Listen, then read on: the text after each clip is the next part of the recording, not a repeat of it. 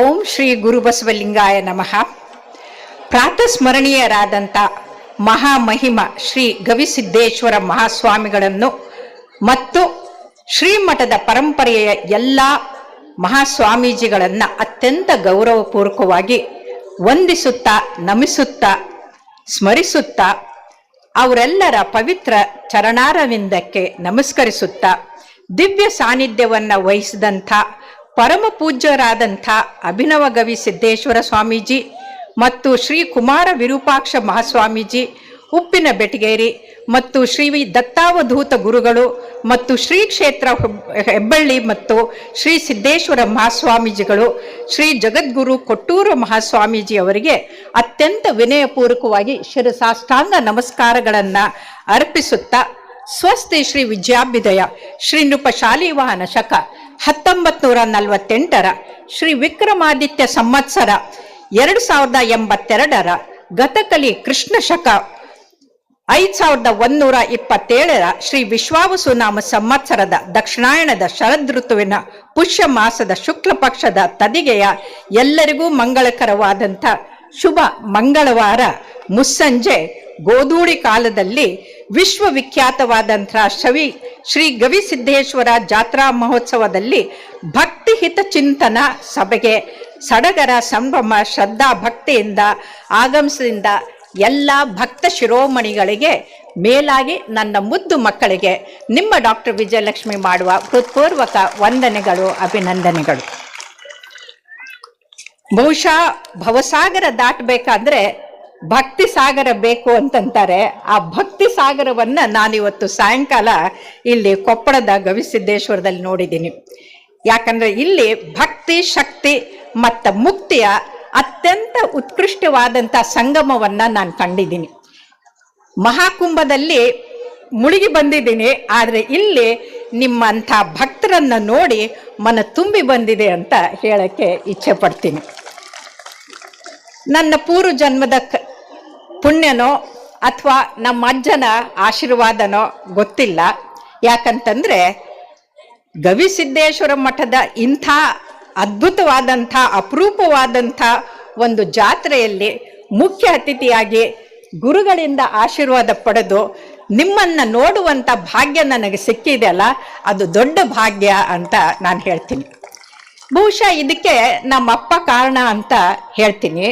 ಯಾಕಂದರೆ ನಾನು ಕೂಡ ಎಲ್ಲ ಡಾಕ್ಟ್ರು ಎಲ್ಲರ ಥರ ನನಗೆ ಪ್ರಮೋಷನ್ ಬರಲಿಲ್ಲ, ನನಗೆ ಇನ್ಕ್ರಿಮೆಂಟ್ ಬರಲಿಲ್ಲ, ನನಗೆ ಅದಾಗಲಿಲ್ಲ, ನನಗಿದಾಗಲಿಲ್ಲ ಅಂತ ಅವ್ರಿವ್ರ ಹತ್ರ ಹೋಗಿ ನಿಂತ್ಕೊಂಡು ಕೈ ಮುಗಿತಾ ಇದ್ದೆ. ಆಗ ನಮ್ಮಪ್ಪ ಹೇಳ್ದ, ಏ ವಿಜು ಬಾ ಇಲ್ಲಿ ಅಂತಂದೆ. ಏನಪ್ಪ ಅಂತಂದೆ. ನೋಡು, ಅವ್ರಿವ್ರ ಹತ್ರ ಹೋಗಿ ಕೈ ಮುಗಿದು ಬೇಡಕ್ಕೆ ಹೋಗಬೇಡ. ಅವರೆಲ್ಲ ಐರಾವತನ ಮೇಲೆ ಕೂತಂಥ ಇಂದ್ರರು, ಮೋಸ ಮಾಡ್ತಾರೆ ಹೊರತಾಗಿ ಅವರಿಗೆ ಕೊಟ್ಟು ಗೊತ್ತಿಲ್ಲ. ನೀನು ಮಾಡಬೇಕಾಗಿರೋ ಕೆಲಸವನ್ನು ಸತ್ಯ ಶುದ್ಧವಾಗಿ, ಮನಪೂರ್ವಕವಾಗಿ, ನಿಷ್ಕಾಮವಾಗಿ ಆ ಸತ್ಯ ಕಾಯಕವನ್ನು ಮಾಡು. ಆ ಶಿವ ಕಣ್ಣು ಬಿಟ್ಟಾಗ ನಿನಗೆ ಕೇಳಿದೇನೆ ಎಲ್ಲ ಬರುತ್ತೆ ಅಂತಂದ. ನಾನು 7 ವಿಶ್ವ ದಾಖಲೆ ಮಾಡಿದೆ. ಹೋದ ವರ್ಷ ಅಟ್ಲಾಂಟಾನಲ್ಲಿ ಅವಾರ್ಡ್ನ ಅಮೇರಿಕನ್ ಕಾಲೇಜ್ ಆಫ್ ಸೊಸೈಟಿ ಅವರು ಕೊಟ್ಟರು. ಆದರೆ ಇವತ್ತು ನನಗನ್ಸುತ್ತೆ ಶಿವ ಕಣ್ಣು ಬಿಟ್ಟಿದ್ದಾನೆ. ಹಾಗಾಗಿ ಶಿವನ ಸಾಕ್ಷಾತ್ಕಾರವನ್ನು ಪಡೆಯುವಂಥ ಈ ಭಕ್ತ ಸಾಗರದ ಮಧ್ಯಕ್ಕೆ ನಾನು ಮಾತಾಡುವಂಥ ಸೌಭಾಗ್ಯ ನನಗೆ ಸಿಕ್ಕಿದೆ ಅಂದರೆ ಅದು ಶಿವ ಇವತ್ತು ಕಣ್ಣು ಬಿಟ್ಟಿದ್ದಾನೆ. ನಮ್ಮಪ್ಪನ ಮಾತು ನಿಜ ಅಂತ ನನಗನ್ಸುತ್ತೆ. ಇನ್ನು 3 ದಶಕಗಳ ಹಿಂದೆ ನಮ್ಮಪ್ಪ ಗುರುಸಿದ್ದಪ್ಪ, ನಮ್ಮ ಅಜ್ಜ ಗುರುಸಿದ್ದಪ್ಪನವರು ಅವ್ರು ಹೇಳಿದರು, B sincere and honest, everything follow ಅಂತಂದರು. ನಾನು 46 ವರ್ಷ ಸತತವಾಗಿ ಅತ್ಯಂತ ಸಿನ್ಸಿಯರ್ ಆಗಿ ಆನೆಸ್ಟಾಗಿ ಕೆಲಸ ಮಾಡಿದೆ. ನನ್ನ ಅಕ್ಕಪಕ್ಕದವ್ರಿಗೆ ಏನು ಮಾಡ್ತಾರೆ ಅಂತ ನಾನು ಗಮನಿಸಲಿಲ್ಲ, ಆದರೆ ನಾನು ಮಾತ್ರ ಮಾಡೋ ಕೆಲಸವನ್ನು ಮಾಡಿದೆ. ನನ್ನ ಪೇಷಂಟ್ಗಳಿದ್ದಾರಲ್ಲ, ಎಷ್ಟರ ಮಟ್ಟಿಗೆ ಅಂತಂದರೆ ಶಸ್ತ್ರಚಿಕಿತ್ಸೆ ಇಲ್ದೇ, ಎದೆ ಗಾಯ ಇಲ್ದೇ, ತೂರು ನಳಿಕೆ ಮುಖಾಂತರ AST ಕ್ಲೋಸ್ ಮಾಡಿದ ಹುಡುಗಿ, ಅವಳು 96% ಇದು ಸ್ಕೋರ್ ಮಾಡಿ ಮೈಸೂರು ಮೆಡಿಕಲ್ ಕಾಲೇಜಲ್ಲಿ ಓದಿ ಈಗ ಪ್ರಾಕ್ಟೀಸ್ ಮಾಡ್ತಾ ಇದ್ದಾಳೆ. ಅವಳು ಬರೆದ್ರು, god has got devotees, great people have followers, I am following your foot steps ಅಂತ. ಹಾಗಾಗಿ ನಾವು ಮಾಡಿರುವ ಕೆಲಸ ಎಲ್ಲೂ ಹೋಗೋದಿಲ್ಲ. ಈಗ ಅಪ್ಪ ಅವರು ಭಕ್ತರ ಹಿತಕ್ಕಾಗಿ ಅಂತ ಈ ಚಿಂತನೆಯನ್ನು ಇಟ್ಟಿದ್ದಾರೆ. ಭಕ್ತರ ಹಿತ ಯಾವುದು ಅಂತಂದ್ರೆ ಆರೋಗ್ಯವನ್ನೋದು ಭಾಗ್ಯ ಅನ್ನೋದು ದೊಡ್ಡ ವಿಷಯ. ಅವರು ರೋಗಿ ವೈರಿ ಯಾರು ಅಂತ ಕೇಳಿದ್ರೆ ಮನುಷ್ಯರಿಗೆ ವೈರಿ ಯಾರು ಅಂದ್ರೆ ರೋಗ. ಹಾಗಾಗಿ ಇವತ್ತು ನಾನು ಖರ್ಚಿಲ್ದನೆ ಕಾಯಿಲೆ ಬಂದ್ಮೇಲೆ ಆಸ್ಪತ್ರೆಗೆ ಹೋಗಿ ಲಕ್ಷಾಂತರ ಖರ್ಚು ಮಾಡಿ ಯಪ್ಪ ಏನಾದ್ರೂ ಮಾಡ್ರಿ ಜೀವ ಉಳಿಸ್ರಿ ಅಂತ ಕೇಳಕ್ ಹೋಗದೆ, ನೀವು ಆರೋಗ್ಯವಂತರಾಗಿರ್ಬೇಕಂದ್ರೆ ಏನ್ ಮಾಡಬೇಕು ಅಂತ ನಾನು ಇವತ್ತು ನಿಮಗೆ ಹೇಳ್ಕೊಡಕ್ಕೋಸ್ಕರ ಅಂತ ಬಂದಿದ್ದೀನಿ. ಬಹುಶಃ ಖರ್ಚಿಲ್ದೇನೆ ಯಾರು ಆರೋಗ್ಯವಂತರಾಗ್ಬೇಕನ್ನೋರು ಒಂದು ಕೈ ಎತ್ತಿ ನೋಡೋಣ. ಕಿವಿಗೊಟ್ಟು ಕೇಳಿ ಅದನ್ನ ಪಾಲಿಸ್ತೀನಿ ಅನ್ನೋರು 2 ಕೈ ಎತ್ತಿ ನೋಡೋಣ. ಜೋರಾಗಿ ಗವಿಸಿದ್ದೇಶ್ವರ ಮಹಾರಾಜ್ ಕಿ. ಓಕೆ, ಹಾಗಾದ್ರೆ ನೀವು ಮನಸ್ಸು ಮಾಡಿದ್ದೀರಿ, ನಿಮ್ಮ ಮನಸ್ಸು ಫಲವತ್ತಾಗಿದೆ, ನಾನು ಬಿತ್ತೋ ಬೀಜ ಬೆಳೆಯುತ್ತೆ ಅನ್ನೋದು ನನಗೆ ಖಾತ್ರಿ ಆಯ್ತು. ಹಾಗಾಗಿ ಈಗ ಮುಂದುವರ್ಸೋಣ. ಏನು ಅಂದ್ರೆ, ಹಡಪದ ಅಪ್ಪಣ್ಣನವರ ಪುಣ್ಯ ಸ್ತ್ರೀ ಲಿಂಗಮ್ಮ ಹೇಳ್ತಾರೆ, ಆಸೆ ಅಳಿಸಿ ರೋಷವನ್ನಡಿಸಿ ಜಗದ ಪಾಶವ ಹರಿದು ಈಶ್ವರ ನೆನೆಸಿಕೊಂಡ ಶರಣರನ್ನು ಜಗದ ಜಂಗುಳಿ ಎಲ್ಲಿ ಬಲ್ಲರು ಅಂತ ಕೇಳ್ತಾರೆ. ಆದರೆ ಗವಿಸಿದ್ದೇಶ್ವರ ಅಜ್ಜನವರ ಇದು ಭಕ್ತ ಮಂಡಳಿ ಒಪ್ಕೊಂಡು ಅದನ್ನ ಇಲ್ಲಿಗೆ ಲಕ್ಷಾಂತರ ಜನ ಬರ್ತಾ ಇದ್ದಾರೆ ಅಂದ್ರೆ ಅದು ಸತ್ಯ. ಅವರು ನಿಜವಾಗ್ಲೂ ತಮ್ಮ ಈ ಇಚ್ಛೆಯನ್ನ ಆಸೆಯನ್ನ ಅಳಿಸಿ ಎಲ್ಲವನ್ನು ಗೆದ್ದವರು ಅಂತ ನಾವಿವತ್ತು ಹೇಳ್ಬಹುದು. ಇದಕ್ಕೆ ಉತ್ತಮವಾದ ಉದಾಹರಣೆ ಅಂತಂದ್ರೆ, ನಾವು ಆರೋಗ್ಯ ಅಂದ್ರೆ ಏನು ಅಂತ ಮೊದಲು ಅರ್ಥ ಮಾಡ್ಕೊಳ್ಬೇಕು. ಆರೋಗ್ಯ ಅಂತಂದ್ರೆ 6 ಯೋಗ್ಯವಾಗಿ ಇಟ್ಕೊಳ್ಳೋದು ಆರೋಗ್ಯ. ಈ 6 ಯಾವುದು 6? ಯಾವ 6 ಯೋಗ್ಯವಾಗಿ ಇಟ್ಕೊಳ್ಬೇಕು ಅಂದ್ರೆ ಕಾಮ, ಕ್ರೋಧ, ಲೋಭ, ಮೋಹ, ಮದ, ಮತ್ಸರ. ಈ 6 ಯೋಗ್ಯವಾಗಿ ಇಟ್ಕೊಂಡ್ರೆ ನಿಮಗೆ ಕಾಯಿಲೆ ಬರೋದಿಲ್ಲ. ನನಗೀಗ 75 ವರ್ಷ, ನನ್ನ BP 100/70, ಬ್ಲಡ್ ಶುಗರು 120, ಯಾವುದು ತೊಂದರೆ ಇಲ್ಲ. ಯಾಕೆ ಅಂತಂದ್ರೆ ಈ 6 ನಾನು ಯೋಗ್ಯವಾಗಿ ಇಟ್ಕೊಂಡಿದ್ದೀನಿ. ಉದಾಹರಣೆಗಂದ್ರೆ ಕಾಮ.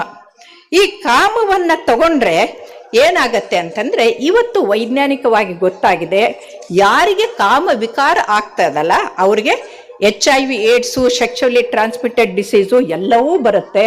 ಅದರ ಜೊತೆಗೆ ಕಾಮ ವಿಕಾರ ಆದ್ರೆ ಮಾಡಬಾರ್ದ ಎಲ್ಲಾ ಕೆಲಸಗಳನ್ನ ಮಾಡ್ತಾರೆ. ನೀವು ನೋಡಿದಿರಲ್ಲ, ಕಾಮ ಕ್ರೋಧ ಎರಡೂ ಸೇರ್ಕೊಂತಂದ್ರೆ ಡೆಡ್ಲಿ ಕಾಂಬಿನೇಷನು. ಹೀರೋ ಆದವರು ಕೂಡ 0 ಆಗಿ ಜೈಲ್ ಸೇರ್ತಾರೆ. ಹಾಗಾಗಿ ನೀವು ಹಾಗೆ ಆಗಬಾರ್ದು ಅಂದ್ರೆ ಕಾಮ ಕ್ರೋಧಗಳನ್ನ ಗೆಲ್ಲಬೇಕು. ಇದಕ್ಕೆ ಬಸವಣ್ಣನವರು ಹೇಳ್ತಾರೆ, ಕಾಮವೇಕೋ ಲಿಂಗ ಪ್ರೇಮಿ ಎನಿಸುವಂಗೆ, ಕ್ರೋಧವೇಕೋ ಶರಣ ವೇದ್ಯವೆನಿಸುವಂಗೆ, ಲೋಭವೇಕೋ ಭಕ್ತಿ ಭಾವ ಬಯಸುವಂಗೆ, ಮೋಹವೇಕೋ ಪ್ರಸಾದ ವೇದ್ಯವೆನಿಸುವಂಗೆ, ಮದ ಮತ್ಸರ ಉಳ್ಳವಂಗೆ ಹೃದಯದ ಶುದ್ಧವೆಲ್ಲಿಯದೋ ಹದುಳಿಗರ ದಾರಿದರಪ್ಪ ಕೂಡಲ ಸಂಗಮ ದೇವ ಅಂತ. ಅಂದ್ರೆ ಹದುಳಿಗಾದರ ಲಿಪ್ಪ ಅಂತಂದ್ರೆ ಯಾರಲ್ಲಿ ಸುಖ ಸಂತೋಷ ಶಾಂತಿ ಇರುತ್ತಲ್ಲ ಅವರು ಹದುಳಿಗ ಅಂತಂತಾರೆ.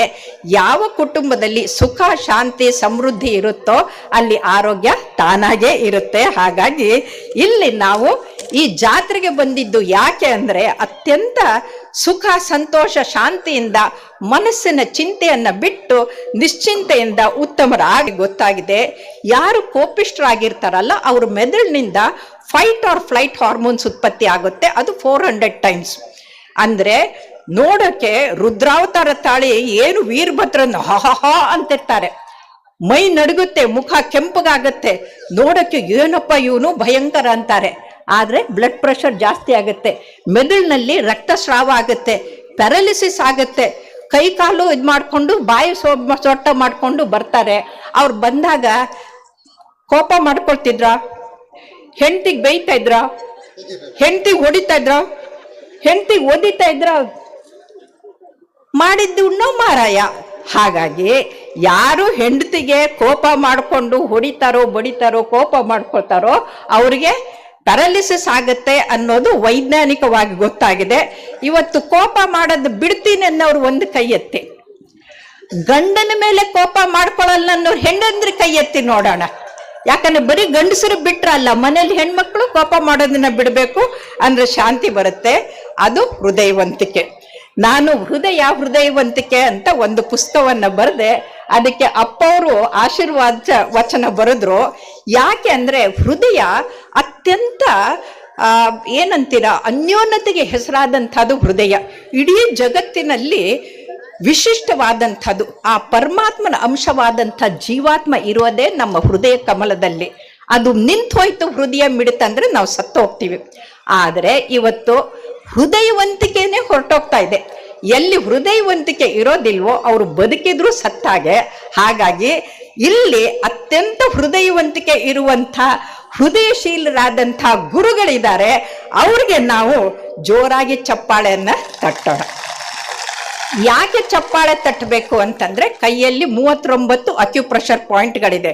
ನೀವು ಎಷ್ಟು ಜೋರಾಗಿ ಚಪ್ಪಾಳೆ ತಟ್ತೀರೋ ಅಷ್ಟು ನಿಮ್ಮ ಆ ಶರೀರದಲ್ಲಿರುವಂಥ 60 ಟ್ರಿಲಿಯನ್ ಜೀವಕಣಗಳಿಗೆ ಪ್ರಾಣವಾಯು ಪೋಷಣೆ ಮುಟ್ಟುತ್ತೆ. ಅದಲ್ಲದೆ ನಮ್ಮ ಹೃದಯ ಮಿಡಿತ ಚೆನ್ನಾಗಾಗತ್ತೆ. ನೋಡಿ, ಚಪ್ಪಾಳೆ ತಟ್ಟುವಾಗ ಮುಖ ಅರಳುತ್ತೆ, ಫೀಲ್ ಗುಡ್ ಹಾರ್ಮೋನ್ಸ್ ಉತ್ಪತ್ತಿ ಆಗುತ್ತೆ. ಅದಕ್ಕೆ ನಾವು ಎಂಡಾರ್ಫಿನ್ಸು ನ್ಯೂರೋಪೆಪ್ಟೈಡ್ ಅಂತೀವಿ. ಅದು ಬಂದಾಗ ಹೃದಯದ ಮಿಡಿತ ಬಹಳ ಚೆನ್ನಾಗಾಗುತ್ತೆ. ಪ್ರತಿ ಸಲ ಹೃದಯ ಮಿಡಿದಾಗ ಹೊರಹೊಮ್ಮುವ ರಕ್ತ ಇದೆಯಲ್ಲ, ಅದು 60,000 ಮೈಲಿ ರಕ್ತನಾಳಗಳಲ್ಲಿ ಹರಿಯುತ್ತೆ.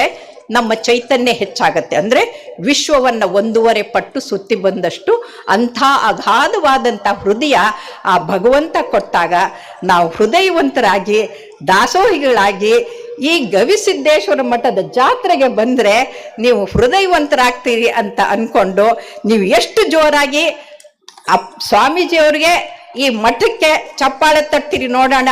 ಈ ಚಪ್ಪಾಳೆ ಇಡೀ ಕೊಪ್ಪಳದ ಜನತೆಗೆ ಹೋಗಿ ಮುಟ್ಟಬೇಕು.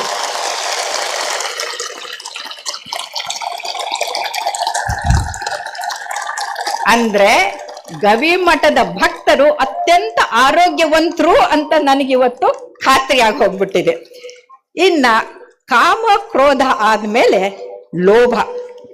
ಲೋಭ ಅಂತಂದ್ರೆ ಇವತ್ತು ಹಣಕ್ಕಾಗಿ ಹೆಣ ಬೀಳಿಸುವಂತ ಜನರು ಹೆಚ್ಚಾಗಿ ಹೋಗ್ಬಿಟ್ಟಿದ್ದಾರೆ. ಅದಕ್ಕೇನಾಗ್ತಾ ಇದೆ ಅಂದ್ರೆ ಹೆಸರಿಗೆ ಉದ್ಯೋಗ ಅಂತ ಹೇಳ್ತಾರೆ, ಅದರಿಂದ ಬರುವಂತ ಕೆಟ್ಟ ಮಾಲಿನ್ಯ ಎಲ್ಲವನ್ನ ಹಾಳು ಮಾಡ್ತಾ ಇದೆ. ನೀರು ಮಾಲಿನ್ಯ ಆಗತ್ತೆ, ಭೂಮಿ ಮಾಲಿನ್ಯ ಆಗತ್ತೆ, ಸುತ್ತಮುತ್ತ ಹಳ್ಳಿಯಲ್ಲಿ ಬೆಳೆಸುವಂತ ಹೊಲ ಗದ್ದೆಗಳಲ್ಲಿ ಎಲ್ಲಾ ಬೆಳೆನೂ ನಾಶ ಹೋಗ್ಬಿಡುತ್ತೆ. ಇಂಥ ಲೋಭಿಗಳು ಹೋಗ್ಬೇಕು ಅಂತಂದ್ರೆ ಸರ್ಕಾರಕ್ಕೆ ಕಿವಿ ಹಿಂಡಿ ಸರಿ ಮಾಡುವಂತಹದ್ದು ಯಾರು ಅಂತಂದ್ರೆ ಗವಿಮಠದ ಈ ಭಕ್ತ ಮಂಡಿಗಳು ಮನಸ್ಸು ಮಾಡಿ ಈ ಸ್ವಾರ್ಥಿಗಳನ್ನ ದೂರ ಇಟ್ಟು ನಮ್ಮ ಸುತ್ತಲ ಮುತ್ತಲಿನ ನೀರು, ಭೂಮಿ, ಆಕಾಶ, ಬೆಳಕು ಎಲ್ಲವನ್ನ ಉತ್ತಮಗೊಳಿಸ್ಬೇಕು. ನೋಡಿ, ಆಕಾಶದಲ್ಲಿ ಆಗ್ಲೇ ನೋಡಿದೆ ಒಂದೇ ಒಂದು ನಕ್ಷತ್ರ ಕಾಣ್ತಾ ಇಲ್ಲ. ಆದ್ರೆ ನಾನು ಕೈಲಾಸ ಪರ್ವತ ಮಾನಸ ಸರೋವರಕ್ಕೆ ಹೋದಾಗ ಲಕ್ಷಾಂತರ ಇದು ಕಾಣ್ತಾ ಇತ್ತು. ಯಾಕೆ ಕಾಣ್ತಾ ಇಲ್ಲ ಅಂದ್ರೆ ವಾಯು ಮಾಲಿನ್ಯ, ಅಟ್ಮಾಸ್ಫಿಯರ್ನಲ್ಲಿರುವಂಥ ಮಾಲಿನ್ಯದಿಂದ ನಮಗೆ ನಕ್ಷತ್ರಗಳೇ ಕಾಣದಂಥ ಒಂದು ವ್ಯವಸ್ಥೆ ಇವತ್ತಾಗಿರೋದು. ಅದು ದುರಂತ. ಹಾಗಾಗಿ ಕೊಪ್ಪಳದ ಸುತ್ತಮುತ್ತಲು ನಿರ್ಮಲವಾಗಿ ಇರಬೇಕು ಅಂತಂದ್ರೆ ಶುಚಿತ್ವವೇ ದೈವತ್ವ ಅಂತ ನಾವು ಶುಚಿಯ ಕಡೆಗೆ ಗಮನವನ್ನ ಕೊಡಬೇಕಾಗತ್ತೆ. ಈ ಗಮನ ಕೊಡಬೇಕು ಅಂತಂದಾಗ ನಾವು ಆಸೆಯಿಂದ ದೂರ ಇರಬೇಕು. ಇದಕ್ಕೆ ಆಸೆಗೆ ಹೇಳ್ತಾರೆ, ಆಸೆ ಎಂಬುದು ಅರಸಂಗಲ್ಲದೆ ಶಿವ ಭಕ್ತರಿಗೆ ಉಂಟೆ ಅಯ್ಯ, ಕೋಪವೆಂಬುದು ಯಮದೂತರಿಗಲ್ಲದೆ ಅಜಾತರಿಗೆ ಉಂಟೆ ಅಯ್ಯ, ಈ ಸಕ್ಕಿ ಆಸೆ ನಿಮಗೇಷ್ಟೇ ಈಶ್ವರನೊಪ್ಪ ಅಂತ ಆಯ್ದಕ್ಕಿ ಲಕ್ಕಮ್ಮ ತನ್ನ ಗಂಡನಿಗೆ ಹೇಳ್ತಾಳೆ. ಹಾಗಾಗಿ ಇವತ್ತು ಹೆಣ್ಮಕ್ಳು ಗಂಡರಿಗೆ ಹೇಳಬೇಕು. ಆದ್ರೆ ದುರಂತ ಅಂದ್ರೆ ಇವತ್ತು ಹೆಣ್ಮಕ್ಳೇ ದಾರಿ ತಪ್ತಾ ಇರೋದ್ರಿಂದ ಗಂಡನಿಗೆ ಬುದ್ಧಿ ಹೇಳ್ಕೊಡೋರೆ ಇಲ್ದಂಗಾಗಿದ್ದಾರೆ. ಹಾಗಾಗಿ ನಾವು ಈ ಆಸೆಯಿಂದ ದೂರ ಇರಬೇಕು ಅಂದ್ರೆ ಸಿದ್ದೇಶ್ವರ ಅಪ್ಪ ಅವ್ರು ಹೇಳಿದಂಥ ಒಂದು ಕಥೆಯನ್ನ ಹೇಳ್ತೀನಿ. ಒಬ್ಬ ಯುವಕ ಹೊರಟಿದ್ನಂತೆ, ಗಿಡ ನೋಡ್ದ, ಅದು ಆಲ್ಫಾನ್ಸೋ ಮಾವಿನಕಾಯಿ ಮರ ನೋಡ್ಬಿಟ್ಟು ಆಸೆ ಆಯ್ತು. ಮರ ತುಂಬ ಗಿಡ ಹಣ್ಣು ಕಾಯಿ ಬಿಟ್ಟಿತ್ತು. ಕಲ್ಲು ತಗೊಂಡು ಎಸೆದ, 1-2 ಹಣ್ಣು ಬಿತ್ತು. 2 ಹಣ್ಣಲ್ಲಿ ಎಲ್ಲಿ ಸಾಕಾಗತ್ತೆ, ಬಾಯಿ ನೀರು ಊರ್ತಾ ಇತ್ತು. ಇನ್ನೂ ಸ್ವಲ್ಪ ತಿನ್ನೋಣ ಅಂತ ಮತ್ತೆ ಮೇಲೆ ಹತ್ತಿದ. ಮೇಲೆ ಹತ್ತಿಬಿಟ್ಟು ಆದಷ್ಟು ಕಿತ್ತು ಕೆಳಗಡೆ ಹಾಕ್ತಾ ಇದ್ದ. ಇನ್ನೇನು ಕೆಳಗಡೆ ಇಳಿದು ಬಂದು ತಿನ್ನಬೇಕು, ಬಾಯಿಗೆ ಹಾಕಬೇಕು ಅನ್ನೋಷ್ಟೊತ್ತಿಗೆ ಆ ಮರದ ಮಾಲೀಕ ಬಂದ. ಬೆತ್ತ ತಗೊಂಡು ಬೆನ್ನಿಗೆ ಚೆನ್ನಾಗಿ ಬಾರಿಸ್ದ. ಬೆನ್ನಿಗೆ ಬಾರಿಸಿದಾಗ ಬಾಸುಂಡೆ ಬೆನ್ನಿಗೆ ಬಂತು, ನೋವಿಗೆ ಕಣ್ಣೀರು ಬಂತು. ಆವಾಗ ಈ ಕಥೆಯಿಂದ ಏನು ತಿಳ್ಕೊಳ್ಬೇಕು ಅಂದರೆ, ಕಣ್ಣು ನೋಡಿದ್ದು ಕಣ್ಣಿನ ತಪ್ಪ ಅಲ್ಲ, ಕಾಲಿಂದ ಮರ ಹತ್ತಿದ್ದು ಕಾಲಿನ ತಪ್ಪ ಅಲ್ಲ, ಕೈಯಿಂದ ಹಣ್ಣು ಕಿತ್ತಿದ್ದು ಕೈದು ತಪ್ಪ ಅಲ್ಲ. ಏನು ಅಂದರೆ ಆಸೆಯಿಂದ ಇನ್ನೊಬ್ಬರ ಆಸ್ತಿಗೆ ಕೈ ಹಾಕಿದನಲ್ಲ ಅದು ತಪ್ಪು. ಅದು ಮನದ ಮುಂದಣ ಆಸೆ ಅಂತಂತೀವಿ. ಇವತ್ತು ಮನದ ಮುಂದಣ ಆಸೆಯಿಂದ ಜನರಿದ್ದವರು ತಪ್ಪು ದಾರಿಗೆ ಹೋಗ್ತಾ ಇದ್ದಾರೆ. ಹಾಗಾಗಿ ನಮ್ಮ ಮನಸ್ಸು ಸ್ವಚ್ಛವಾಗಿರ್ಬೇಕಂದ್ರೆ ಪ್ರತಿನಿತ್ಯ ನೀವು ಮನೆಯಲ್ಲಿ ಹೆಂಗೆ ಬಾಂಡೆ ತೊಳಿತೀರಲ್ಲ ಹಾಗೆ ನಮ್ಮ ಮನಸ್ಸನ್ನು ತೊಳಿಬೇಕು. ಮಲ್ಕೊಳ್ಳೋ ಮೊದಲು ತಲೆಯಲ್ಲಿ ಯಾವ ಕೆಟ್ಟ ವಿಚಾರಗಳು ಇರಬಾರ್ದು. ಓಂ ನಮ ಶಿವಾಯ ಅಂತಂದು ಭಗವಂತನಿಗೆ ನಮಸ್ಕಾರ ಮಾಡಿ ಮಲಗಿದ್ರೆ ಬೆಳಿಗ್ಗೆ ಎದ್ದಾಗ ಹೊಸ ಹೊಸ ವಿಚಾರಗಳು ಬರುತ್ತೆ. ನಾನು ಬ್ರಾಹ್ಮಿ ಮುಹೂರ್ತದಲ್ಲಿದ್ದಾಗ ಏನು ಮಾತಾಡಬೇಕು, ಏನು ಬರಿಬೇಕು, ಏನು ಲೆಕ್ಚರ್ ಕೊಡಬೇಕು, ಜಗತ್ತಿನಾದ್ಯಂತ ಎಲ್ಲ ಕಡೆಗೆ ಹೋದ್ರು ಕೂಡ ನಾನು ವಿಚಾರ ಮಾಡೋದು ಬೆಳಿಗ್ಗೆ. ಅಜ್ಜವ್ರು ಹೇಳ್ದಂಗೆ ಬೆಳಿಗ್ಗೆ ಎದ್ದಾಗ ಮನಸ್ಸು ಪರಿಪಕ್ವವಾಗಿ ಉತ್ತಮವಾದಂಥ ವಿಚಾರ ಬರುತ್ತೆ. ಆ ಉತ್ತಮವಾದಂಥ ವಿಚಾರ ಕೊಟ್ಟಿದ್ದು ಯಾರು ಅಂದರೆ ನಮ್ಮ ಅಕ್ಕ ಮಹಾದೇವಿ. ಅವ್ರು ಹೇಳ್ತಾರೆ, ನಡೆ ಶುಚಿ, ನುಡಿ ಶುಚಿ, ತನು ಶುಚಿ, ಮನಶುಚಿ, ಭಾವಶುಚಿ ಇಂತಿ ಪಂಚ ತೀರ್ಥಂಗಳನ್ನ ಒಳಗೊಂಡು ಮರ್ತದೊಳಗೆ ನಿಂದ ನಿಮ್ಮ ಶರಣರನ್ನ ತೋರಿಸಿ ಅಂತ. ಹಾಗಾಗಿ ನಮ್ಮ ನಡೆ ನುಡಿ ಎಲ್ಲವೂ ಕೂಡ ಶುಚಿಯಾಗಿ ಇರಬೇಕು ಅಂತಂದ್ರೆ ನಾವು ಯಾವಾಗಲೂ ಕೂಡ ಅತ್ಯಂತ ಉತ್ತಮವಾದಂಥ ವಿಚಾರಗಳನ್ನು, ಸದ್ವಿಚಾರಗಳನ್ನು, ಸದ್ಭಕ್ತಿಯನ್ನು, ಸದ್ಭಾವನೆಗಳನ್ನು ನಮ್ಮ ತಲೆಯಲ್ಲಿ ತುಂಬಿಕೊಂಡಿರಬೇಕು. ಆಗ ಮಾತ್ರ ನಾವು ಉತ್ತಮ ವ್ಯಕ್ತಿಗಳಲ್ಲ, ಶಕ್ತಿಗಳಾಗ್ತೀವಿ. ಇನ್ನು ಕಾಮ, ಕ್ರೋಧ, ಲೋಭ ಆದಮೇಲೆ ಮೋಹ. ಮೋಹ ಅಂತಂದರೆ ಒಂದು ಸಲ ಅಕ್ಷರಧಾಮದಲ್ಲಿ ವಿಶ್ವದಲ್ಲಿ ಅತ್ಯಂತ ಉತ್ತಮ ಕೆಲಸ ಮಾಡಿದಂಥ 5 ಕಾರ್ಡಿಯಾಲಜಿಸ್ಟ್ಗೆ ಪಾರಿತೋಷಕ ಕೊಡ್ತಾ ಇದ್ರು. ಅಲ್ಲಿ ಸ್ವಾಮಿಗಳು 4 ಜನರಿಗೆ ಕೊಟ್ಟರು. ನನ್ನ ಹೆಸರು ಬರ್ತಾ ಇದ್ದಂಗೆ ಮಂಗ ಮಾಯ ಹೋಗ್ಬಿಟ್ರು. ಅಕ್ಷರಧಾಮದ ಸ್ವಾಮಿಗಳು, ಲೆಫ್ಟಿನೆಂಟ್ ಗವರ್ನರ್ ಆಫ್ ಡೆಲ್ಲಿ ಮತ್ತೆ ಅಲ್ಲಿ ಪ್ರೆಸಿಡೆಂಟು ಅವ್ರು ಮಾತ್ರ ನನಗೆ ಗೋಲ್ಡ್ ಮೆಡಲ್ ಹಾಕಿ ನನಗೆ ಮರ್ಯಾದೆ ಮಾಡಿದ್ರು. ನಾನು ಕೇಳಿದೆ, ಯಾಕೆ ನನಗೆ ಯಾಕೆ ಕೊಡಲಿಲ್ಲ, ಅವ್ರಿಗೆಲ್ಲ ಕೊಟ್ರಲ್ಲ ಅಂತ. ಅವರು ಹೆಣ್ಣನ್ನು ನೋಡೋದಿಲ್ಲ ಅಂತಂದು. 4 ಮೊಮ್ಮಕ್ಕಳ ಅಜ್ಜಿ ನಾನು, 60 ವರ್ಷದ ಮುದುಕಿನ ನೋಡೋದಿಲ್ಲ ಅಂತಂದ್ರೆ ಇನ್ನು ಇವ್ರು ಯಾರನ್ನ ನೋಡ್ತಾರೆ ಅಂತ ವಿಚಾರ ಮಾಡಿ ಅವ್ರಿಗೆ ನಾನು ಅಲ್ಲಮ ಪ್ರಭುಗಳು ಒಂದು ವಚನವನ್ನ ಇಂಗ್ಲಿಷ್ಗೆ ಟ್ರಾನ್ಸ್ಲೇಟ್ ಮಾಡಿ ಕೊಟ್ಟು ಕಳಿಸ್ದೆ. ಹೆಣ್ಣು ಮಾಯೆ ಎಂಬರು ಹೆಣ್ಣು ಮಾಯೆ ಅಲ್ಲ, ಮಣ್ಣು ಮಾಯೆ ಎಂಬರು ಮಣ್ಣು ಮಾಯೆ ಅಲ್ಲ, ಹೊನ್ನು ಮಾಯೆ ಎಂಬರು ಹೊನ್ನು ಮಾಯೆ ಅಲ್ಲ, ಹೆಣ್ಣು ಹೊಣ್ಣು ಮಣ್ಣು ಮಾಯೆ ಅಲ್ಲ, ಮನದ ಮುಂದಣ ಆಸೆಯೇ ಮಾಯೆ ಕಾಣ ಗುಹೇಶ್ವರ ಅಂತ. ಇವತ್ತು ಆಸೆಯಿಂದ ದುರಾಸೆಯಿಂದ ಜನರು ಕೆಡ್ತಾ ಇದ್ದಾರೆ. ಹಾಗಾಗಿ there is enough for everybody's need but not enough for 1 persons greed. ಆ ಗ್ರೀಡಿ ಜನರು ಜಗತ್ತನ್ನು ಹಾಳು ಮಾಡ್ತಾ ಇದ್ದಾರೆ. ಇಂಥ ಸಮಯದಲ್ಲಿ ನಾವು ಈ ಮಾಯೆಯನ್ನು ಬಿಟ್ಟು ಹೋಗಬೇಕು ಅಂತಂದರೆ ನಾವು ಅಲ್ಲಮ ಪ್ರಭುಗಳು ಹೇಳಿದ ಹಾಗೆ ಈ ಭೂಮಿ ನಿನ್ನದಲ್ಲ, ಹೇಮ ನಿನ್ನದಲ್ಲ, ಕಾಮನಿ ನಿನ್ನವಳಲ್ಲ, ಅದು ಜಗಕ್ಕೆ ಇಕ್ಕಿದ ವಿಧಿ ಅನ್ನೋದನ್ನ ತಿಳ್ಕೊಂಡಾಗ, ಆ ಜ್ಞಾನ ರತ್ನ ನಮ್ಮಲ್ಲಿ ಮೂಡಿದಾಗ ನಾವು ಆಸೆಗೆ ತುತ್ತಾಗಿ ದುರಾಸೆಯಿಂದ ದುಃಖದ ಕಡೆಗೆ ಹೋಗಿ ಕಾಯಿಲೆಗಳನ್ನು ತಗೊಂಡು ಬರೋದಿಲ್ಲ ಅಂತ ನಾವು ಹೇಳ್ಬೋದು. ಹಾಗಾಗಿ ಇವತ್ತು ಇನ್ನೊಂದು ಮೋಹ ಅಂತಂದರೆ ದಿಢೀರಂತ ನೋಡಿರ್ಬೋದು, ಹಾಸನ ಸುತ್ತಮುತ್ತಲು ಎಲ್ಲ 20-25 ಜನ ಇದ್ದಕ್ಕಿದ್ದಂಗೆ ಯುವಕರು ಸಾಯ್ತಾ ಇದ್ರು. ಗಂಟೆಗಟ್ಟಲೆ ನನಗೆ ಡಿಸ್ಕಷನ್ಗೆ ಟಿವಿನವ್ರು ಕರೀತಾ ಇದ್ರು. ಎಲ್ಲರೂ ಸತ್ತಿದ್ದು ಡ್ರಗ್ಸ್ ಅಬ್ಯೂಸಿಂದ. ಇವತ್ತು ಯುವಕರಲ್ಲಿ ಡ್ರಗ್ಸ್ ತಗೊಳ್ಳೋದು ಎಷ್ಟರ ಮಟ್ಟಿಗೆ ಆಗಿದೆ ಅಂದರೆ, ಬೆಂಗಳೂರಲ್ಲಿ ಕಾಲೇಜ್ಗಳಲ್ಲಿ 28% ಜನ ಸರಾಯಿ ಕುಡಿತಾ ಇದ್ದಾರೆ, ಇನ್ನು 10% ಜನ ಡ್ರಗ್ಸ್ ಯೂಸ್ ಮಾಡ್ತಾ ಇದ್ದಾರೆ. ಮೆಡಿಕಲ್ ಕಾಲೇಜನ್ನು ಬಿಟ್ಟಿಲ್ಲ. ಹಾಗಾಗಿ ಇವತ್ತು ಯುವಕರು ದಿಢೀರಂತ ಸಾಯಬಾರ್ದು. ಹೃದಯಾಘಾತದಿಂದ ಅಂದರೆ ದುಶ್ಚಟದಿಂದ ದೂರ ಇರಬೇಕು. ಎಷ್ಟೋ ಸ್ವಾಮೀಜಿಗಳು ಮಾಡಿದ್ದಾರೆ, ಇಲ್ಲೂ ಅಷ್ಟೇ.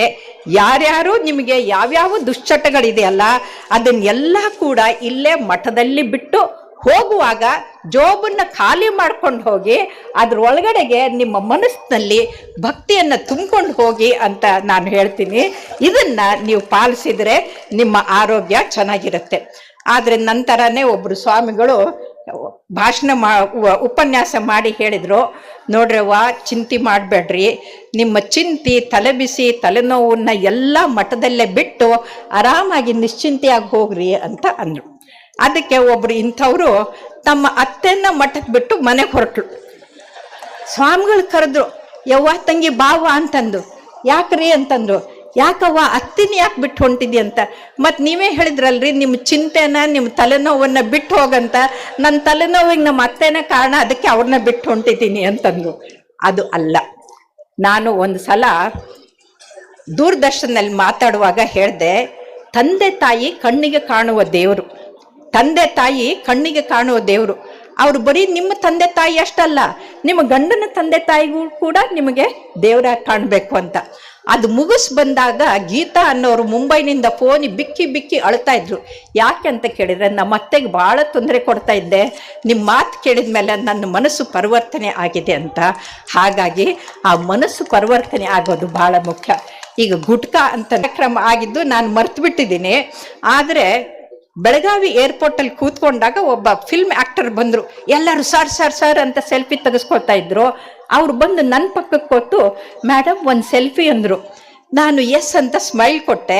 ಆಮೇಲೆ ಹೇಳಿದರು, ನಿಮ್ಮ ಟಿ ವಿ ಪ್ರೋಗ್ರಾಮ್ ನೋಡಿ ನಾನು ಕುಡಿಯೋದು ಸೇದೋದು ಮತ್ತು ತಿನ್ನೋದನ್ನು ಬಿಟ್ಟೆ. ನನಗೆ ಪ್ರೆಸಿಡೆಂಟು ಸಪೋರ್ಟಿವ್ ಆ್ಯಕ್ಟ್ರದ್ದು ಗೋಲ್ಡ್ ಮೆಡಲ್ ಬಂತು. ನಿಮ್ಮ ದಯದಿಂದ ನಾನು ಬದುಕಿದ್ದೀನಿ. ನನ್ನ ಜೊತೆಗಿನವ್ರು ಎಲ್ಲ ಆಗಲೇ ಸತ್ತು ಸ್ವರ್ಗಕ್ಕೆ ಹೋದ್ರು ನರಕಕ್ಕೆ ಹೋದ್ರೋ ಗೊತ್ತಿಲ್ಲ ಅಂದರು. ಹಾಗಾಗಿ ಇವತ್ತು ನೀವು ಎಲ್ಲ ಚಿಂತೆಯನ್ನು ಎಲ್ಲವನ್ನೂ ಇಲ್ಲಿ ಬಿಟ್ಟು ಹೋಗಬೇಕು ಅಂತಂದರೆ ನಾವು ಅಂಬಿಗರ ಚೌಡಯ್ಯನ ಒಂದು ವಚನವನ್ನು ತಿಳ್ಕೊಳ್ಬೇಕು. ಅಂಬಿಗರ ಚೌಡಯ್ಯ ಹೇಳ್ತಾನೆ, ಬಡತನಕ್ಕೆ ಉಂಬುವ ಚಿಂತೆ, ಉಣಲಾದರೆ ಉಡುವ ಚಿಂತೆ, ಉಡಲಾದರೆ ಇಡುವ ಚಿಂತೆ, ಇಡಲಾದರೆ ಹೆಂಡಿರ ಚಿಂತೆ, ಹೆಂಡಿರಾದರೆ ಮಕ್ಕಳ ಚಿಂತೆ, ಮಕ್ಕಳಾದರೆ ಬದುಕುವ ಚಿಂತೆ, ಬದುಕಾದರೆ ಕೇಡಿನ ಚಿಂತೆ, ಕೇಡಾಗದರೆ ಮರಣದ ಚಿಂತೆ. ಇಂತಿ ಹಲವು ಚಿಂತೆಯಲ್ಲಿಪ್ಪವರನ್ನು ಕಂಡೆನು, ಶಿವನ ಚಿಂತೆಯಲ್ಲಿಪ್ಪವರನ್ನು ಒಬ್ಬರನ್ನು ಕಂಡೆನೆಂದಾತ ಅಂಬಿಗರ ಚೌಡಯ್ಯ. ಎಲ್ಲರಿಗೂ ಚಿಂತೆ ಇದ್ದೇ ಇರುತ್ತೆ, ಆದರೆ ನಿಶ್ಚಿಂತೆಯಿಂದ ಬದುಕೋದನ್ನ ಕಲಿಬೇಕು.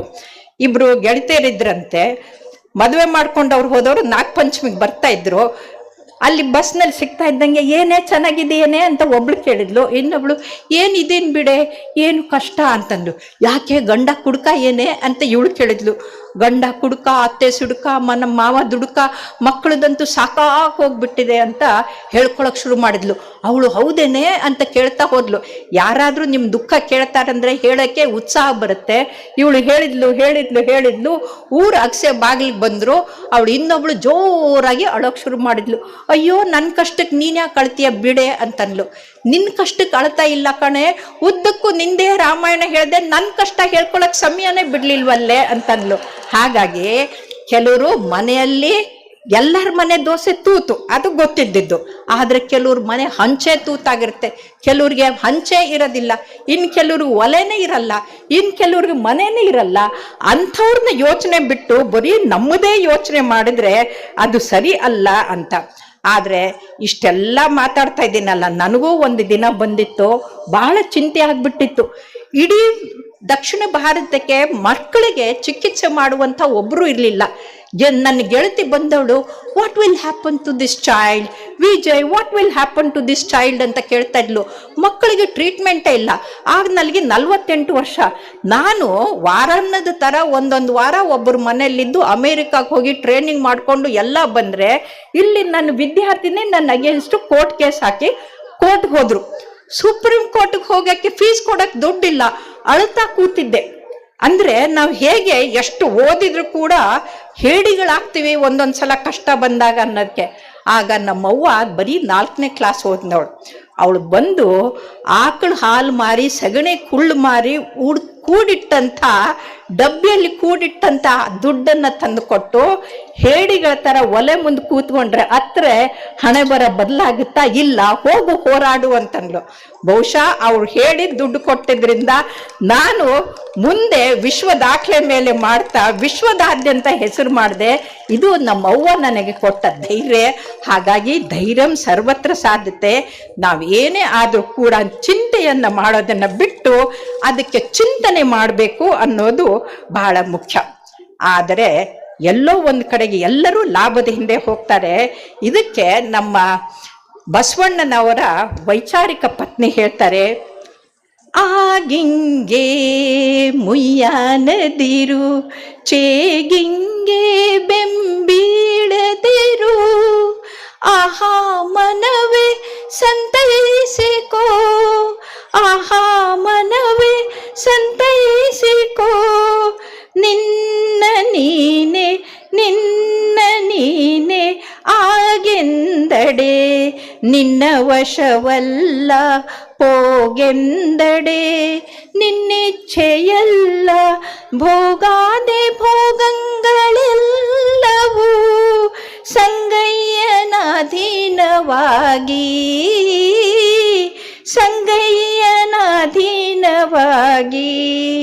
ಅಂದ್ರೆ ನಾವೆಲ್ಲರೂ ನಮ್ಮ ಕಷ್ಟ ಅಂತ ಇನ್ನೊಬ್ಬರ ಮನೆಗೆ ಹೋಗಿ ಹೇಳಿದ್ರೆ ಅದು ಉಪ್ಪು ಖಾರ ಹಾಕಿ ಮತ್ತೆ ನಿಮ್ಮ ಅತ್ತೆಗೆ ಬಂದು ಮುಟ್ಟುತ್ತೆ. ಅದನ್ನ ಬಿಟ್ಟು ನಮ್ಮ ಮನಸ್ಸನ್ನು ನಾವು ಸಮಾಧಾನ ಮಾಡ್ಕೊಳ್ಬೇಕು. ಇವತ್ತೇನಾಗಿದೆ, ಎಲ್ಲರೂ ಸೈಕ್ಯಾಟ್ರಿಸ್ಟ್ ಹತ್ರ ಸೈಕೋ ಅನಾಲಿಸ್ಟ್ ಹತ್ರ ಹೋಗಿ ಕೌನ್ಸಿಲಿಂಗ್ ಮಾಡ್ಕೋತಾರೆ. ಅದ್ರ ಬದಲು ಓಂ ನಮ ಶಿವಾಯ ಅಂತ ನೀವು ಎಲ್ಲವನ್ನು ಭಗವಂತನ ಮೇಲೆ ಬಿಟ್ಟು ನಾವು ಉತ್ತಮರಾಗಿ ಇದ್ರೆ ನಮಗೆ ಒಳ್ಳೇದಾಗತ್ತೆ. ಇದನ್ನೇ ನಮ್ಮ ಅಕ್ಕ ನಾಗಮ್ಮ ಕೂಡ ಹೇಳ್ತಾರೆ. ಇನ್ನ ಕಾಮ ಕ್ರೋಧ ಲೋಭ ಮೋಹ ಆದ್ಮೇಲೆ ಮದ ಮತ್ತು ಮತ್ಸರ. ಮದ ಅಂತಂದ್ರೆ ಪುರಂದರ ದಾಸರು ಹೇಳ್ತಾರೆ, ಅನ್ನ ಮದ, ಅರ್ಥ ಮದ, ಪ್ರಾಯದ ಮದ, ವಿದ್ಯಾಮಲ, ಕುಲದ ಮದ, ಕರ್ಮದ ಮದ, ಅಧಿಕಾರದ ಮದ, ರೂಪದ ಮದ. ಇವು ಎಲ್ಲ ಮದಗಳನ್ನು ಬಿಟ್ಟು ಕೇವಲ ಗುಣಕ್ಕೆ ಮಹತ್ವ ಕೊಡುವಂಥ ನಮ್ಮ ಅಜ್ಜನವ್ರು ಇದಾರಲ್ಲ, ಅವ್ರಿಗೆ ನಾವು ಒಂದು ಸಲ ಜೋರಾಗಿ ಚಪ್ಪಾಳೆ ತಟ್ಟಬೇಕು. ಯಾಕಂದ್ರೆ ಈ ಮದಗಳಿಂದ ಇಡೀ ಎಲ್ಲ ಧ್ವಂಸ ಆಗುತ್ತೆ. ನನ್ನ ಹೆಸರು ಬರಲಿಲ್ಲ, ಅದು ಇದು ಅಂತ ಜಗಳಾಡೋರೇ ಜಾಸ್ತಿ ಆಗ್ತಾರೆ. ಇಲ್ಲಿ ಎಲ್ಲರೂ ಕೂಡ ಪ್ರೀತಿಯಿಂದ ಕೂತಿದ್ದಾರೆ, ಎಲ್ಲರೂ ಕೂಡ ಸಂತೋಷದಿಂದಿದ್ದಾರೆ. ಇದು ಬಹಳ ಮುಖ್ಯ. ಕೊನೆಯದಾಗಿ ಮತ್ಸರ ಅಂದ್ರೆ, ಅದಕ್ಕೆ ಮತ್ಸರ ಕನ್ನಡದಲ್ಲಿ ಹೊಟ್ಟೆ ಕಿಚ್ಚು ಅಂತ ಹೇಳ್ತಾರೆ. ಹೊಟ್ಟೆ ಕಿಚ್ಚು ಜಗತ್ತಿನ ಎಲ್ಲ ಕಾಯಿಲೆಗಳಿಗೆ ಮದ್ದಿದೆ, ಆದರೆ ಹೊಟ್ಟೆ ಕಿಚ್ಚಿಗೆ ಮದ್ದೇ ಇಲ್ಲ. ಆ ಹೊಟ್ಟೆ ಕಿಚ್ಚು ಯಾಕಂತಾರೆ ಅಂದ್ರೆ, ವೈಜ್ಞಾನಿಕವಾಗಿ ಈಗ ಗೊತ್ತಾಗಿದೆ, ಯಾರಿಗೆ ಅಸೂಯೆ ಬರುತ್ತೆ, ಹೊಟ್ಟೆ ಕಿಚ್ಚು ಬರುತ್ತೆ, ಇನ್ನೊಬ್ರು ನೋಡಿ ಅಸೂಯೆ ಪಡ್ತಾರಲ್ಲ, ಅವ್ರಿಗೆ ಮೆದುಳಿನಿಂದ ಸ್ಟಿಮ್ಯುಲೇಷನ್ ಬಂದು ಹೈಡ್ರೋಕ್ಲೋರಿಕ್ ಆಸಿಡ್ ಉತ್ಪತ್ತಿ ಹೆಚ್ಚಾಗತ್ತೆ. ಇದು ತೋರಿಸಿದ್ದಾರೆ. 1-2 ಲೀಟರು ಹೈಡ್ರೋಕ್ಲೋರಿಕ್ ಆಸಿಡ್ ಉತ್ಪತ್ತಿ ಆದ್ರೆ ಹೊಟ್ಟೆ ಉರಿ ಬಂದ್ಬಿಡುತ್ತೆ. ಅದಕ್ಕೆ ಹೊಟ್ಟೆ ಉರಿ ಅಂತಂತೀವಿ. ಇನ್ನೊಬ್ರು ನೋಡ್ಕೊಂಡು ಹೊಟ್ಟೆ ಉರ್ಕೋಬೇಡ ಅನ್ನೋದು ಯಾವುದು, ಈ ಹೊಟ್ಟೆಯಲ್ಲಿ ಆಸಿಡ್ ಉತ್ಪತ್ತಿ ಆಗಬಾರ್ದು ಅಂತ. ಇಲ್ಲಿವರೆಗೂ ನನಗೆ ಹೊಟ್ಟೆ ಉರಿ ಬಂದೇ ಇಲ್ಲ. ನಿಮ್ಮಲ್ಲಿ ಎಷ್ಟು ಜನರಿಗೆ ಹೊಟ್ಟೆ ಉರಿ ಬಂದಿಲ್ಲ? ಕೈ ಎತ್ತಿ ನೋಡೋಣ. Very good. ಅಂದ್ರೆ ಭಕ್ತರು ಬಹಳ ಒಳ್ಳೆ ಭಕ್ತರು ಅಂತ. ನಿಮ್ಮಲ್ಲಿ ಎಷ್ಟು ಜನರಿಗೆ ಇಲ್ಲಿವರೆಗೂ ತಲೆನೋವೇ ಬಂದಿಲ್ಲ? ಕೈ ಎತ್ತಿ ನೋಡೋಣ. ಬಹಳ ಒಳ್ಳೇದು. ಯಾಕಂದ್ರೆ ಗುರುಗಳು ಮಾತ್ರ ಕೈ ಎತ್ತಾ ಇಲ್ಲ, ಇಲ್ಲಿ ಮೇಲಿದ್ದವ್ರು ಯಾರು ಎತ್ತಾ ಇಲ್ಲ. ಇನ್ನೊಂದಿಬ್ರು ಎತ್ತಿದ್ರು. ಒಂದು 10-15 ಜನರಿಗೆ ತಲೆನೋವು ಬಂದಿಲ್ಲ ಅಂತಾರೆ. ಯಾಕೆ ಹೇಳಿ? ನಮ್ಗೆ ಇಷ್ಟು ಜನರಿಗೂ ತಲೆನೇ ಇಲ್ಲ ಅಂತ.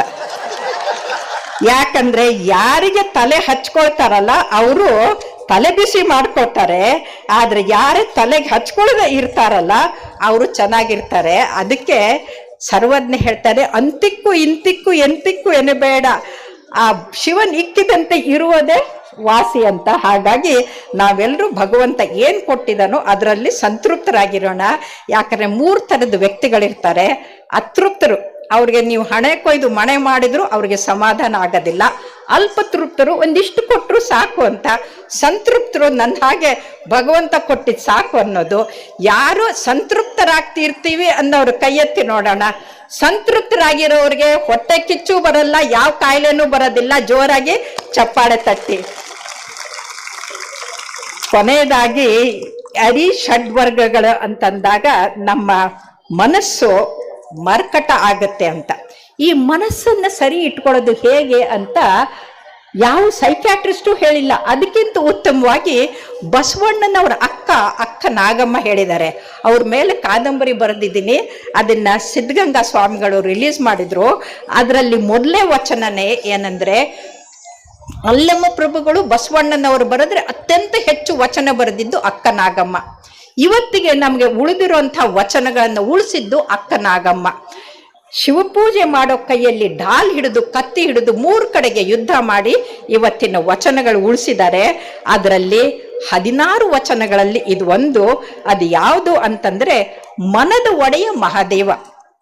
ಮನದ ಒಡೆಯ ಮಹಾದೇವ ಮನದವ ನೋಡಿವನೆಂದು ಮನುಜರಿಂದ ಕೈಯಿಂದ ಒಂದೊಂದು ನುಡಿಸುವನು. ಇದಕ್ಕೆ ಕಳವಳಿಸಿದಿರು ಮನವೇ, ಇದಕ್ಕೆ ಕಾತರಿಸಿದಿರು ತನವೇ.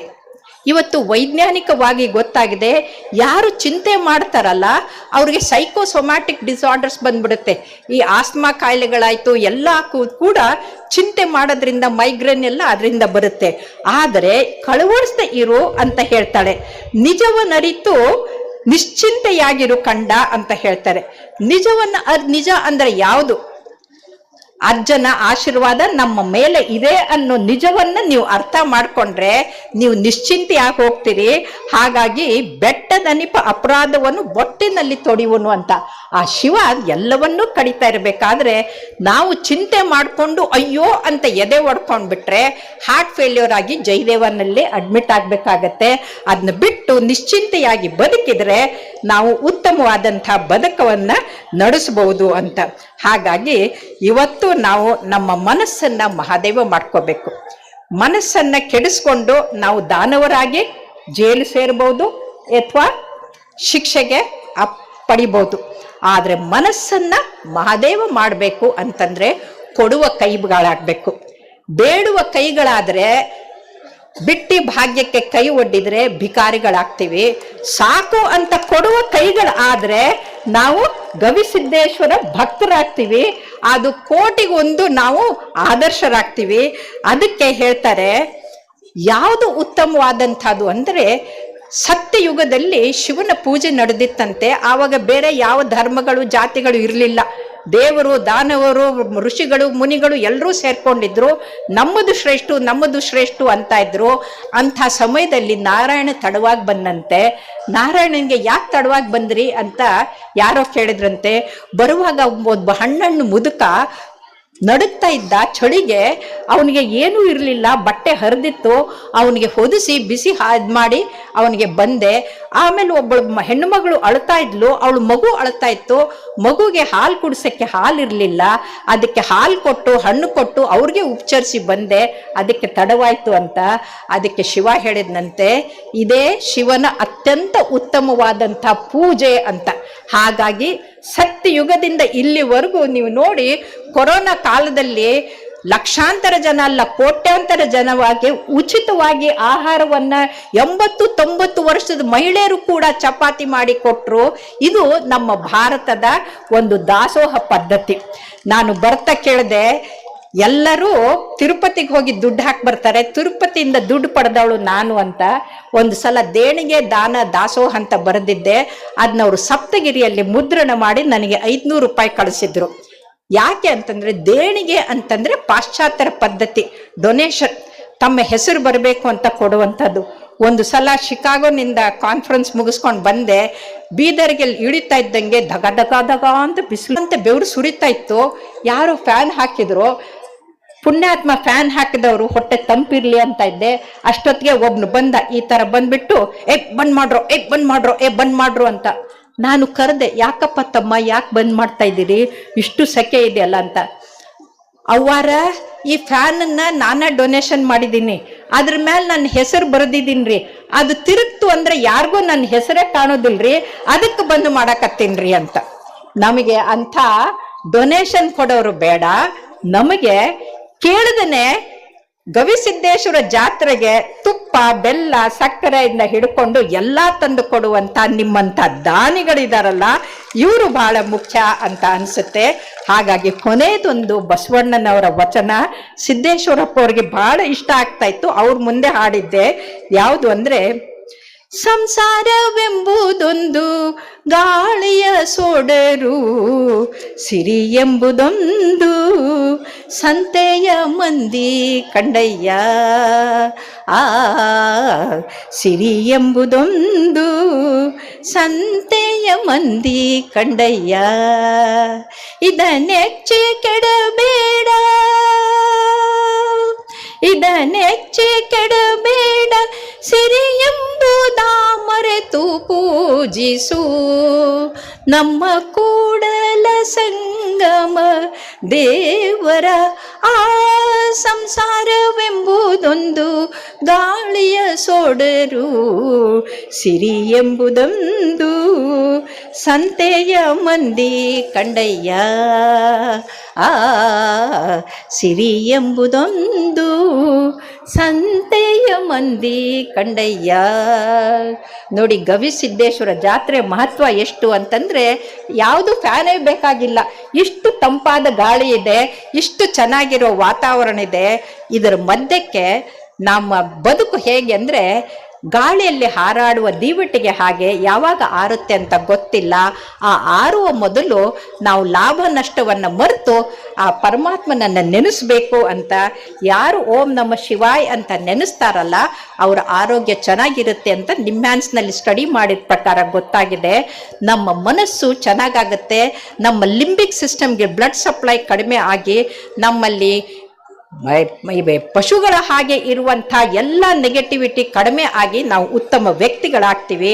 ಹಾಗಾಗಿ ನಾವು ಉತ್ತಮ ವ್ಯಕ್ತಿಗಳು ಆಗಬೇಕು ಅಂತಂದರೆ ನಮ್ಮ ಸರ್ವಜ್ಞ ಹೇಳಿದಾಗೆ ಆ ದೇವ ಈ ದೇವ ಮಹಾದೇವ ನೆನಬೇಡ, ಆ ದೇವ ಈ ದೇವ ಮಹಾದೇವ ನೆನಬೇಡ, ಭುವನದ ಸಕಲ ಜೀವಾತ್ಮರಿಗೆ ಆದವನೇ ಮಹಾದೇವ ಸರ್ವಜ್ಞ ಅನ್ನೋ ಹಾಗೆ ಇಡೀ ಕೊಪ್ಪಳದಲ್ಲ, ಇಡೀ ಕರ್ನಾಟಕದ ಸಕಲ ಜೀವಾತ್ಮರಿಗೆ ಜೀವವಾಗಿರುವಂಥ ಅಭಿನವ ಸ್ವಾಮೀಜಿ ಅಜ್ಜವರು ಅವರು ಮಾನವನಿಂದ ಮಹಾದೇವರಾಗಿದ್ದಾರೆ. ಹಾಗೆ ನಾವು ಕೂಡ ಸಮಾಜಕ್ಕೆ ಕೊಡುವಂಥವರಾಗಿ ನಾವು ಕೂಡ ಮಹಾದೇವನ ಕಡೆಗೆ ಹೋಗೋಣ ಅಂತ ಹೇಳ್ತಾ ಆರಾಧ್ಯ ದೈವವಾದ ಗವಿಸಿದ್ದೇಶ್ವರ ಮಹಾಸ್ವಾಮಿಗಳಿಗೆ ಮತ್ತೊಮ್ಮೆ ಮಗದೊಮ್ಮೆ ವಂದಿಸುತ್ತಾ ಅಜ್ಜನ ಆರೋಗ್ಯ ಆಯುಸ್ಸು ಚೆನ್ನಾಗಿರ್ಬೇಕು ಅಂತಂದ್ರೆ ನಾವು ಸಿದ್ಧಗಂಗಾ ಸ್ವಾಮಿಗಳ ಹಾಗೆ 9,000 ಮಕ್ಕಳಿಗೆ 85 ವರ್ಷದವರೆಗೂ ಅವರು ಅನ್ನ ಆಹಾರ ಅಕ್ಷರ ಕೊಟ್ಟರಲ್ಲ, ಹಾಗೆ ನಾವು ಕೂಡ ಅದು ಇಲ್ಲೂ ಕೂಡ ಮುಂದುವರಿಲಿ ಅಂತ ಹಾರೈಸ್ತಾ ಆ ಭಗವಂತ ನಿಮ್ಮೆಲ್ಲರಿಗೂ ಆರೋಗ್ಯ ಆಯುಷು ಸಂಪತ್ತು ಸಮೃದ್ಧಿ ನೆಮ್ಮದಿ ಯಶಸ್ಸು ತೇಜಸ್ಸು ವರ್ಚಸ್ಸನ್ನು ಕೊಟ್ಟು ಈ ಭಕ್ತಿ ಸಾಗರದಲ್ಲಿ ಈ ಭವದಿಂದದಿಂದ ಮುಕ್ತರಾಗಿರಿ ಅಂತ ಹಾರೈಸ್ತೆ ನನ್ನ ಮಾತನ್ನು ಮುಗಿಸ್ತೀನಿ. ಶರಣಾರ್ಥಿಗಳು.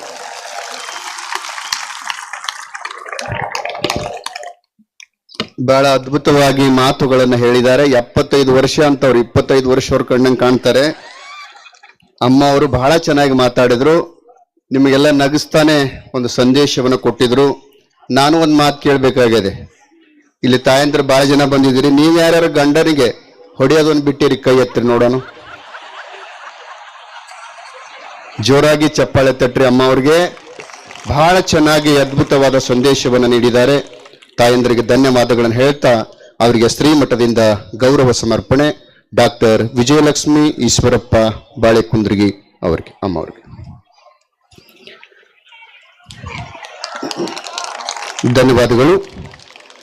ಇವತ್ತಿನ ಈ ಸಮಾರಂಭದಲ್ಲಿ